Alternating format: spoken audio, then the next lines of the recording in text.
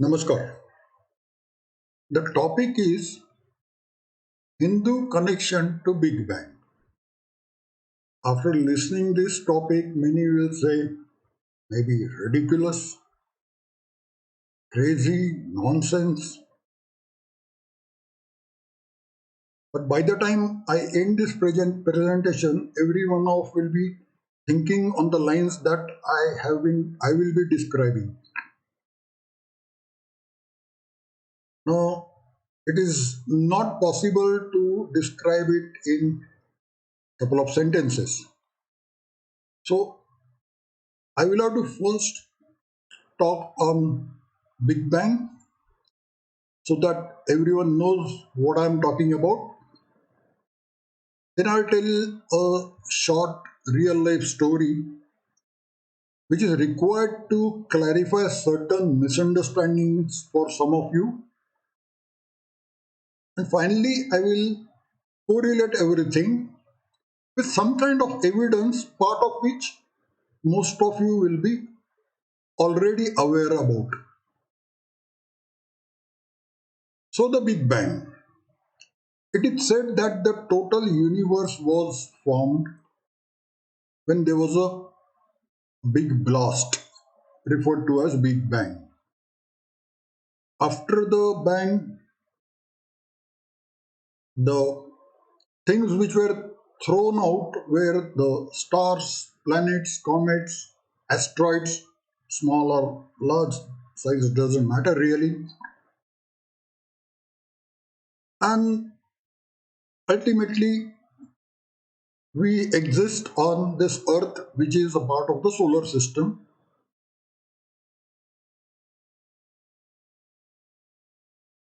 Some time ago, in the city of Mumbai, the financial capital of India, there were bomb blasts. Year was 1993, and one after another, many blasts took place in the city. It was at Stock Exchange, Bombay Stock Exchange, then it was at the main passport office, it was at the five-star hotel in Bandra, it was near some private office area in Worli, near some hospital in Fort area, then in somewhere else in a marketplace, CST railway station, the biggest one in Mumbai. There were some 14, 16, 18, I don't recollect exact number. But for most of them, there was something common. In most of them, the common part was first, there existed a building constructed by someone for some purpose and was being used by some people for some purpose. Maybe the original one or modified one. Second thing was that a group of people which we call terrorists, somebody from this group planted explosives in that building. A third was the detonation of those explosives, possibly by use of a timer or a remote or a mobile phone as a remote. Exact details are not available because it was a combination of many. And the fourth thing was part of the building was shattered and many things were thrown out, which were pieces of brick, small or large, doesn't matter, pieces of stone, pieces of rubble, that's a mixture of cement concrete, and pieces of metal rods which were used for reinforcing the cement concrete. I saw a similarity between the two. The four things thrown out in the Bombay blast and four things thrown out in the Big Bang. So I started working on that to find out first,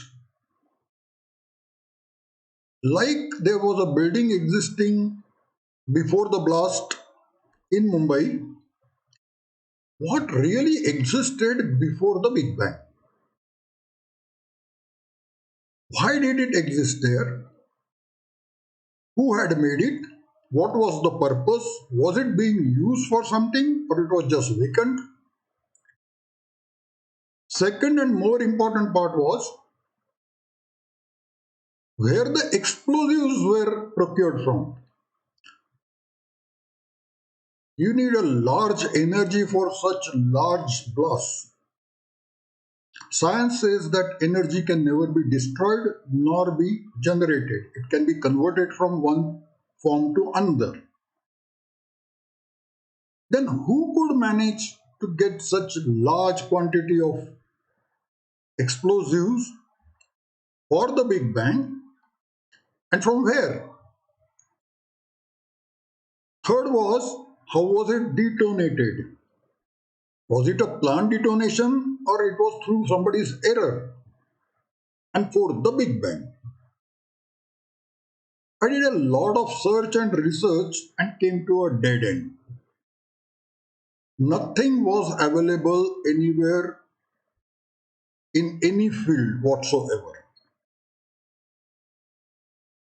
Now, like we all keep discussing with others some of the subjects of our interest, so I also was discussing this with many of my friends.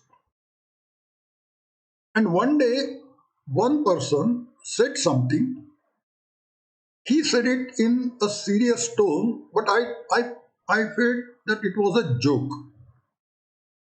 What he told me was there was a large, gigantic atom, and the energy within the atom was increasing consistently. And when it couldn't hold it anymore, the blast took place and the energy was thrown out to create the universe. Now, why do I think that it is a joke? Because he said large, gigantic atom. Science defines atom as the smallest particle of a material. Chemistry refines it to say atom is the smallest molecule of an element. And here was the person who was talking about the large, gigantic atom. And second thing is, suppose you are wearing a protective dress to protect yourself from radioactive radioactivity, and you take a small pinch of radioactive material like uranium or thorium and put it on your palm of the other hand. Now, that small pinch would be having hundreds of thousands of atoms therein, but they don't blast. They never do because for that atomic fusion is required, which is done in atomic reactors. That made my thinking go in that direction again.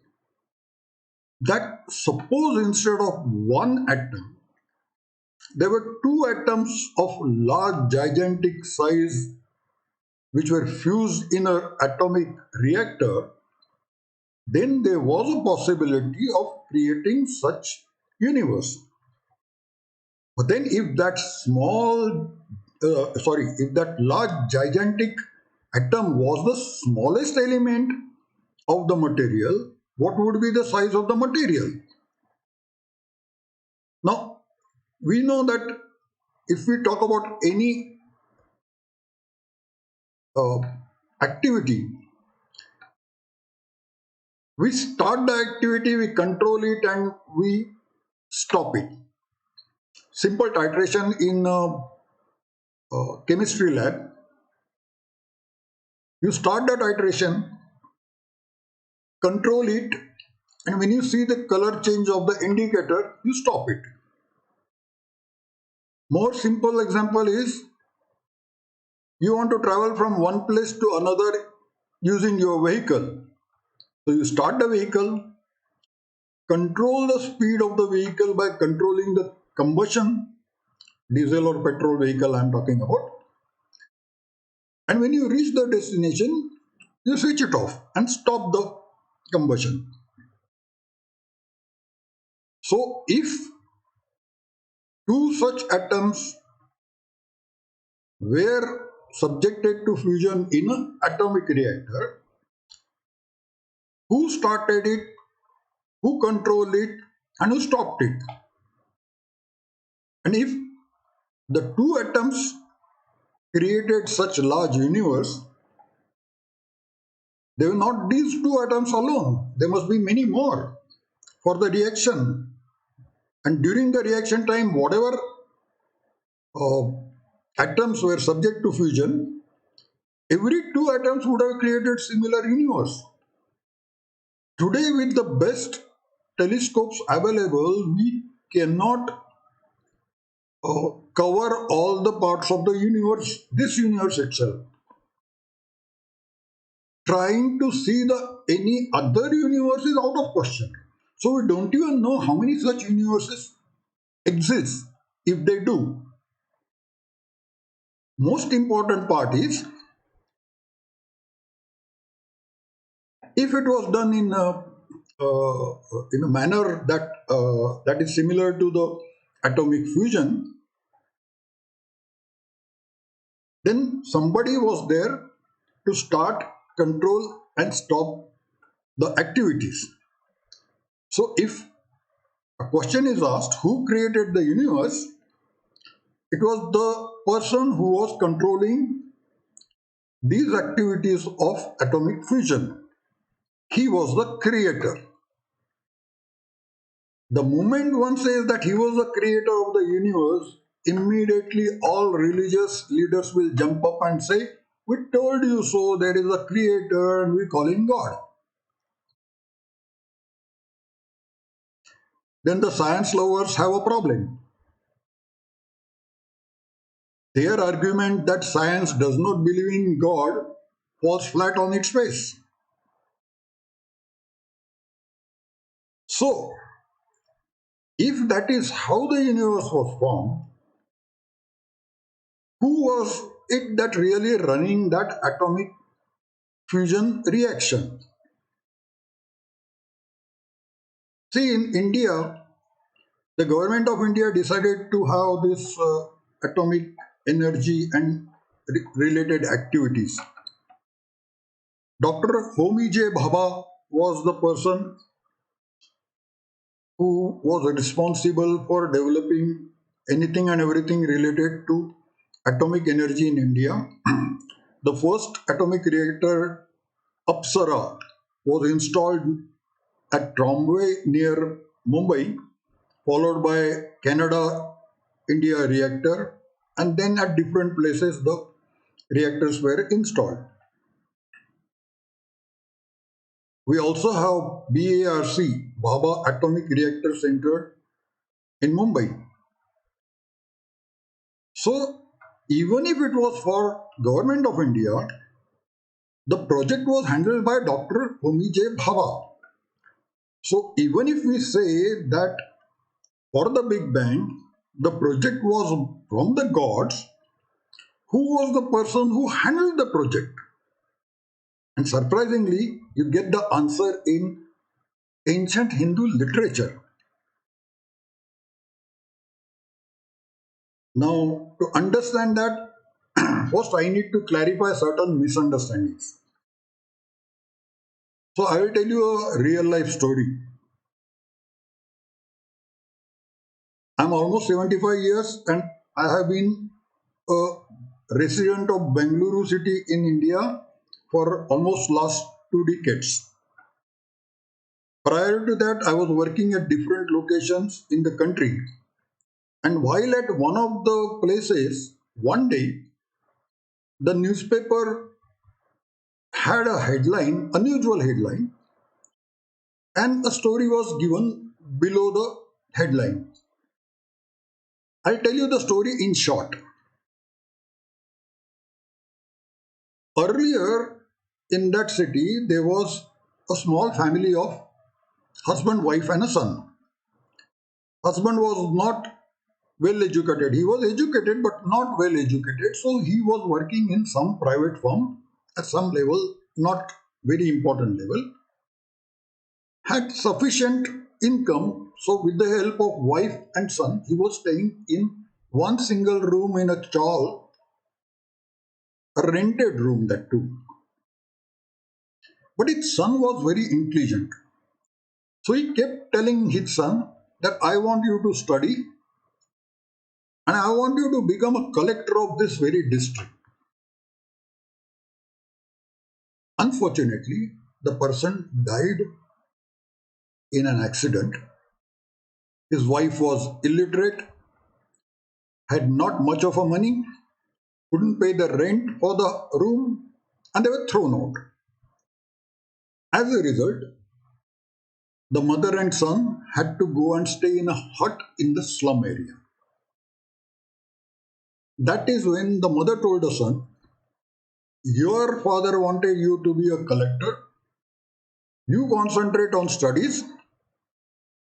Don't bother about anything else. Everything I will take care of. You concentrate only on studies. That woman started working in the nearby societies, doing the household work like sweeping, mopping, washing utensils and clothes. Those days there were no washing machines. Wherever possible, she would help for cooking or do the cooking to earn something more. And she earned sufficient to take care of the two and especially his educational needs. The news ended by saying that the son had completed his studies, had qualified himself to become a collector, and was appointed collector of that district which he was taking over that very day. And the headline said, Tapasya of Tapasya of mother and son brought sweet fruits. Now we understand this word tapasya, we use it in similar occasions. What it means here is that the son had a goal to achieve. Irrespective of the obstacles, he continued on the lines to achieve the goal and he finally achieved it. His mother did the supportive role. Whatever non educational obstacles were there, she tried to attend to them and solve them so that the son achieves the goal. Both of them did not go to a forest, sat in Padmasana to say Om Namah Shivaya, Om Namah Shivaya. As is usually, talked about when you talk about tapasya. In the olden days, the knowledge centers were actually the gurukuls. The gurukuls were headed by one or the other rishi and were located at his ashram. And the ashram used to be always deep within the forest. Reason, they wanted to stay away from the residential area. So there is no disturbance. Anyone wanted to study has to go to the forest to one or the other ashram of one or the other rishi. So if someone has a goal that he wants to study something, he has to achieve something, he has to go to the forest for doing the tapasya to get that goal achieved.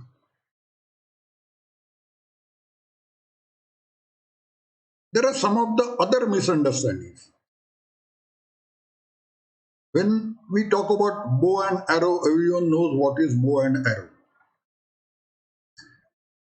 Today, we find that the weapons used for war today are, say, cruise missiles, ballistic missiles, hypersonic missiles, hypersonic glided vehicles with missiles. What all they do? They are supposed to go and hit the target, pre-decided target. Arrow also does the same thing. Rocket also does the same thing. If you have to release what shall I say, satellite, one or the other satellite, it has to be released at a particular location. So rocket also does that. Ancient Hindu literature covers everything as arrow and is always, misinterpreted as the arrow, when actually it could be any one of these things, that it could be arrow or a missile or a rocket or whatever. And if you want to say learn a particular missile, or even if you want to learn how to make use of a missile, it is not easy. If someone gives you a missile, delivers it at your home, you can't use it because you have to know how to use it so that it goes and hits the target. So the people who wanted to use such missiles went to the Gurukul, which was in forest, for learning the process of launching such astra. After learning all that, got one astra and came back. And the story only will say such and such person went to forest for tapasya and then got this astra from this god or that god or this rishi or that rishi. How, why? Nothing was explained. And this basically happened because the British rulers banned the study of Sanskrit language, declared most of the Sanskrit literature in the past as mythology, made English language compulsory, and today I'm sure that whosoever is listening to me understand English well. But how many of you can read, write your own mother tongue fluently? That is the problem today.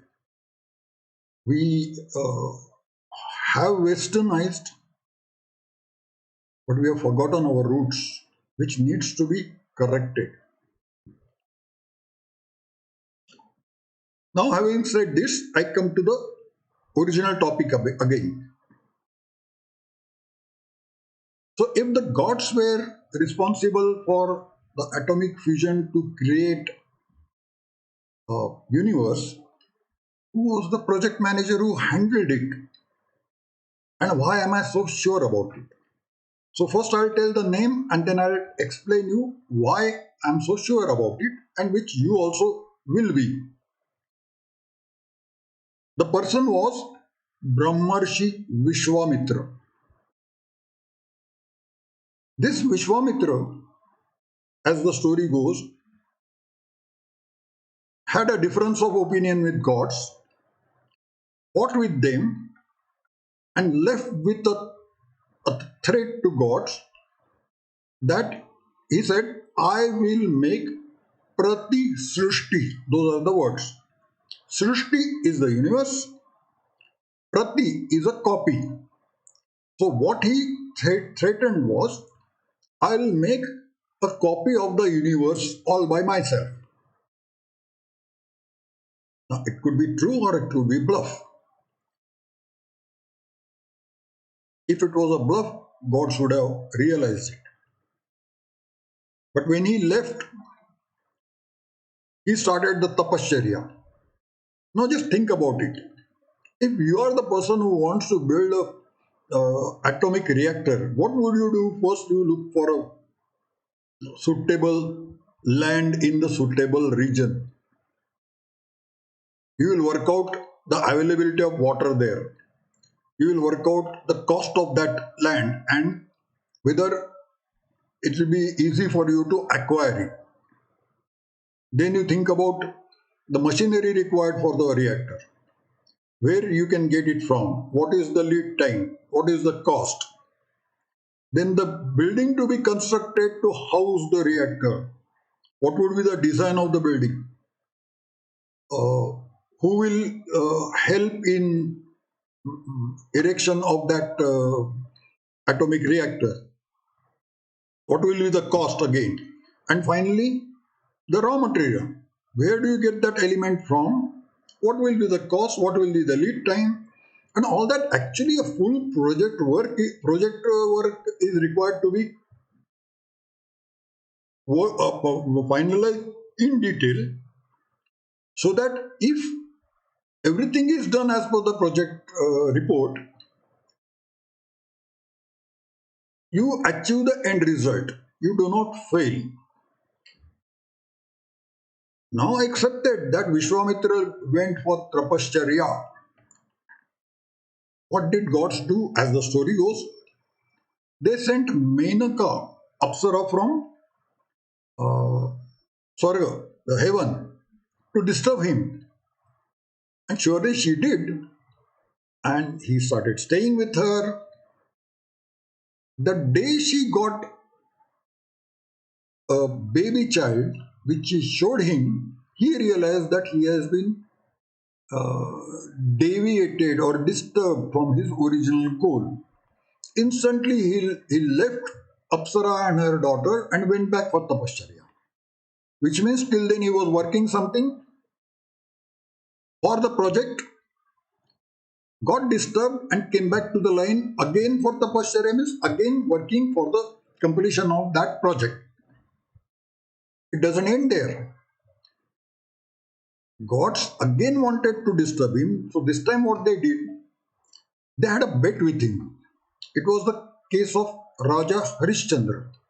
Now, those of you who do not have these details, you can do the Google search. You may even get PDF files in your own language, which will describe all the details about Menaka Vishwamitra, Raja Harishchandra Vishwamitra, etc.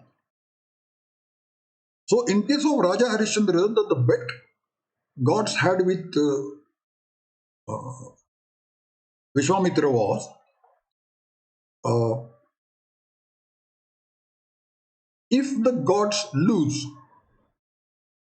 Harishchandra will be allowed to have his own Pratisrushti made by him.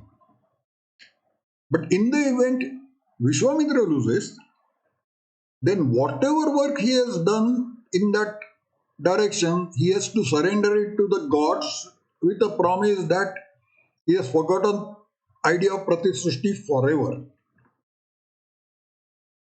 And as the story says, Vishwamitra lost and he had to give up the idea of Pratisrushti. Now, why would gods disturb him twice to ensure that he doesn't create Pratisrushti? Unless he was the one who did it for gods, had done it successfully, had run it successfully, and they knew he could do it again. That is my argument. Now, someone will ask me, why are you telling us this today? Why nobody else has said so far? See, the people who study science and technology know about astronomy, know about Big Bang, but you ask them about Sanskrit literature, well, that's arts. They're not studied, they know nothing about it. And likewise, you go to a Sanskrit guy, he has studied Sanskrit, he knows everything about, almost everything about ancient literature, but you talk to him about science, about Big Bang, he will say, well, I don't know, that is science, my line is arts. The reason for me to make this presentation is that if someday someone from the Sanskrit background gets this, then possibly he can look for the appropriate words. There has to be some mention of Big Bang in one or the other ancient Hindu literature. The name may not be Big Bang. Name could be something else. Today, if someone is reading that particular word, it doesn't make sense, so it's just ignored. With this my perspective in mind, if someone does do carry out a research, possibly we'll find something. So that is what all I had to say. As usual, if someone finds it that he knows better and he can prove me wrong, please do. You're welcome. I want someone to come forward and prove me wrong. Just by saying, hey, you're wrong, you're speculating, etc., etc., will expose yourself. So don't do that. Please do some research by yourself. It's your country, you should be proud of the things which were done by our ancestors. Thousands of years ago, they have written down that every Atma goes through 84 lakh species, and the last one to reach is that of the human being. 84 lakhs, 8.4 million. And today, the Western scientists say that it estimated 8.7 lakh, 8.7 million species. Hindus have said 8.4 lakhs many years ago. Now they say 8.7 estimate. Who knows? Their estimate may be wrong. It may come to 8.4 again. Then people will start asking, how did the Hindu know? Ancient Hindus know? Had Hindus said that it was 24 million and they say now 8.7 million, disturbing.